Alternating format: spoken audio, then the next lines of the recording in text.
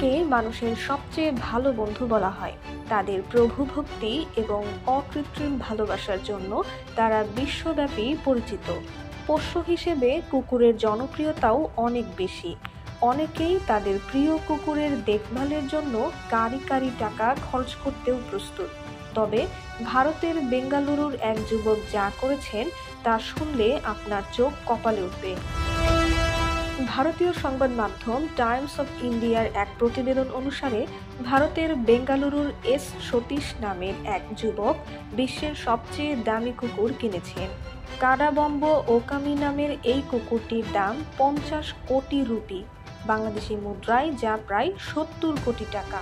বিশেষজ্ঞদের মতে কুকুরটির এত দাম হওয়ার অন্যতম কারণ হলো এটি উলফ ডগ প্রজাতির প্রথম কুকুর। কুকুরটির মালিক এস সতীশ সম্প্রতি মার্কিন যুক্তরাষ্ট্র থেকে এই অমূল্য কুকুরটি কিনেছেন। সতীশ প্রথমে একটি ডগ ব্রিডার হিসেবে পরিচিত ছিলেন, কিন্তু বর্তমানে তিনি সেই ব্যবসা ছেড়েছেন।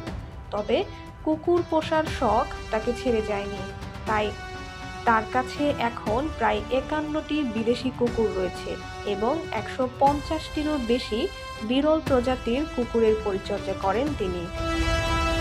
জানা গেছে তিনি কুকুরদের প্রদর্শনীর মাধ্যমে আয়ের পথ তৈরি করেছেন।